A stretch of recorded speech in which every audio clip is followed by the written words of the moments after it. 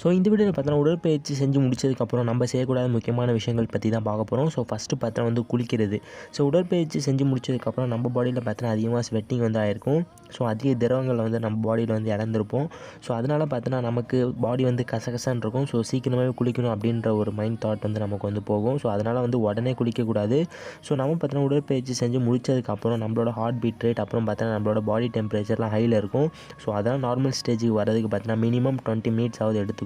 So அந்த 20 minutes வந்ததுக்கப்புறம் நீங்கள் வந்து தாராளமாக குளிக்கலாம். ஸோ அதனால் பார்த்தா உங்களுக்கு சளி, இருமல், காய்ச்சல், தொண்டை கட்டிக்கிறது ஸோ இது மாதிரி பிரச்சனைகளை வந்து விட்டுரும். ஸோ அதனால் வந்து உடற்பயிற்சி செஞ்ச உடனே வந்து குளிக்காதீங்க. சளி பிடிச்சிக்கிறது கூட அதிக வாய்ப்பு இருக்குது.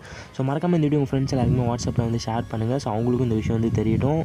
ஸோ அடுத்தது பார்த்தீங்கன்னா உடற்பயிற்சி செஞ்சு முடிச்சதுக்கப்புறம் செய்யக்கூடாத முக்கியமான விஷயங்களில் பார்த்தீங்கன்னா வந்து உடற்பயிற்சி செஞ்சு முடிச்சதுக்கப்புறம் ஜங்க் ஃபுட்ஸ், ஆயில் ஃபுட்ஸ் அப்புறம் பார்த்தீங்கன்னா ஸ்ட்ரீட் ஃபுட்ஸ்லாம் எடுத்துக்கிறத அவாய்ட் பண்ணிக்கணும்.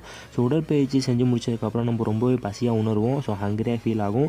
ஸோ அந்த ஹங்கரியை வந்து போக்குறதுக்கு பார்த்தா நம்ம வந்து நல்லா ப்ரோட்டீன் டயட் வந்து நல்லா கண்டிப்பாக வந்து மெயின்டைன் பண்ணுங்கள். அப்படி இல்லாட்டி ப்ரோட்டீன் ஷேக் வந்து குடிங்க. ஸோ கண்டிப்பாக வந்து இந்த நொறுக்கு தீனிலாம் உடற்பயிற்சி செஞ்சு முடிச்சதுக்கப்புறம் சாப்பிடாதீங்க.